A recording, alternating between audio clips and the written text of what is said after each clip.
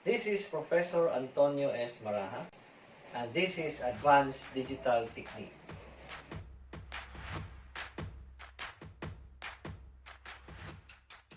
Let's have an example, no? So, the example is that from the table shown below, derive the SOP and POS expression. So, we have here a table, okay? And we have three inputs represented by X, Y, and Z, and the output is represented by A. Now, we already know how these combinational values are obtained, okay? So, for the output A here, the output A is actually derived or obtained based on a particular problem, okay? Wherein, in a problem, there are conditions, and these conditions are represented by this particular output in your A. Okay? So, later on, we will have a complete example on how these output here are obtained. So, let's start. For this table, we will have to extend our table, and then we'll say this is for the product term,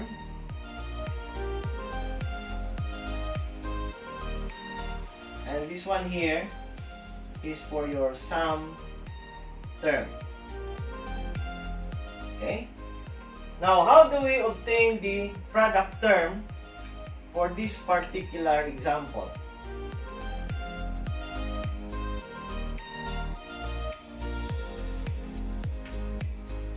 Okay? So, the product term, we have to consider our inputs here.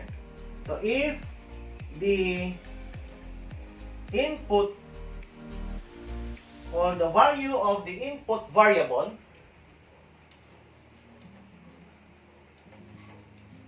okay, the value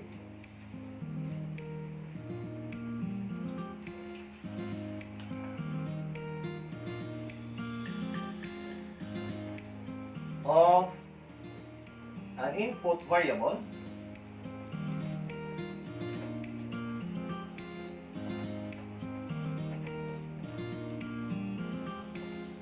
is 0, then the variable is complemented.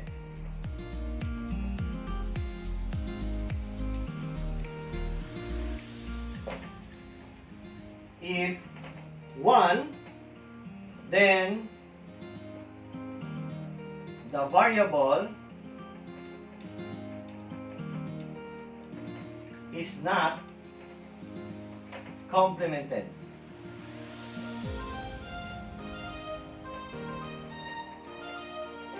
Okay? That is for the product term. Okay? For the sum term, how do we arrive with the equations for the sum term? In the sum term, it's basically the opposite of the product term. That means that if the value of an input variable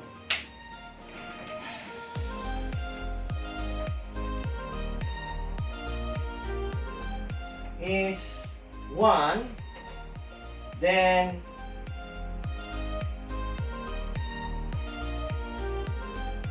the variable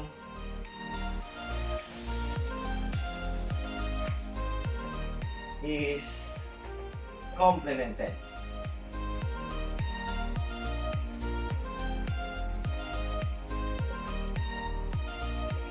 If 0, then the variable is not complemented.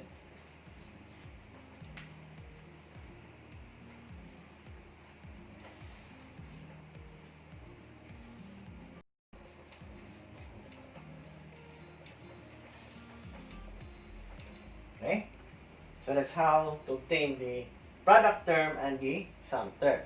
So in this case, we consider the inputs here, the value of x, the y, and the z. No? So how do we obtain the product term for this particular values of x, y, and z? So again, it says there, if the value of an input variable is 0, then that variable is complemented. Okay? So in this case, x is 0, so you have x complement, y is 0, y complement, z is 0, z complement. Why x bar, y bar, z bar? Because it is a product term. Okay? Then how about this one? So you have 0, 0, 1. So you have x bar, y bar, and z. So since z is equal to 1, then z is not complemented. Then you have x bar, y, z bar. Y here is 1, so y is not complemented. Then you have x bar, y, z. Then you have x, y bar, z bar. Then x, y bar, z. Then you have x, y, z bar. Then you have x, y, z. That is the product term. How about the sum terms? So the sum term, it says if the value of an input variable is 1, then the variable is complemented. If 0, then the variable is not complemented. So in this case, the value of x, y, and z are 0. In other words, these variables will not be complemented. So in this case, you have x is 0, so not complemented. Sum term, so plus. Y is 0, so you have y not complemented. Then z is 0, so you have z not complemented. Okay? Then you have x plus y plus z bar. Since z has a value of 1, then z is complemented. Then you have x plus y bar plus z. Then you have x plus y bar plus z bar. Then you have x bar plus y plus z. Okay? Then you have x bar plus y plus z bar. Then you have x bar plus y bar plus z. Then you have x bar plus y bar plus z bar. These are now our product terms and these are our sum terms. So how do we obtain the sum of product expression for this particular table? So for the sum of product expression, okay, take note that in SOP, we consider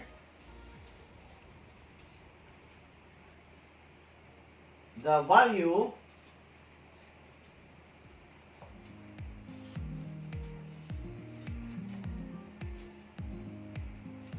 of the output equal to 1, then obtain its equivalent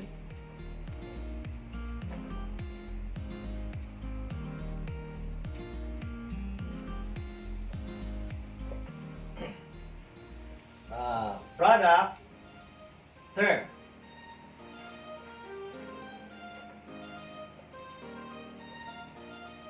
Okay? So why product term? Because we have here sum of product expression. We will be adding several product terms. So we have to consider only the product terms here.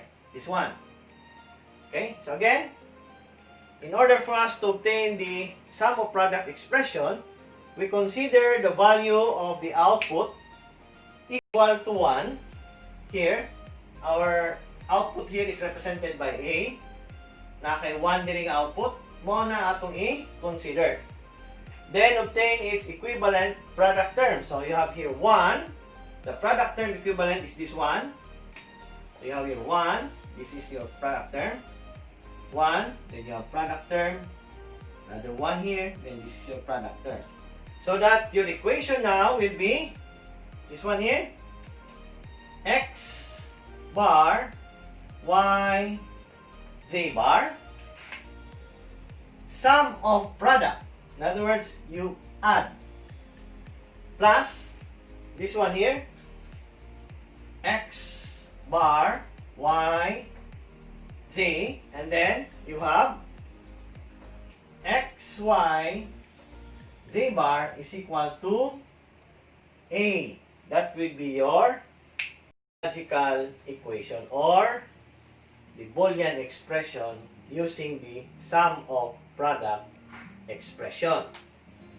So from here, we can now draw the logical circuit. No?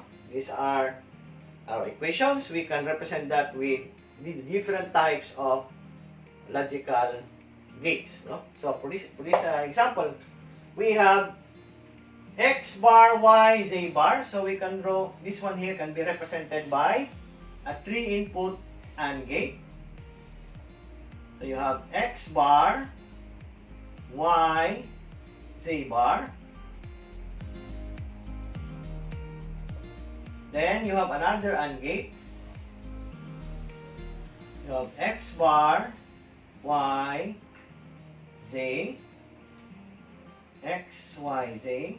And then you have another AND gate. X, Y, Z bar. Okay? Now, these three are being ORed together or added together.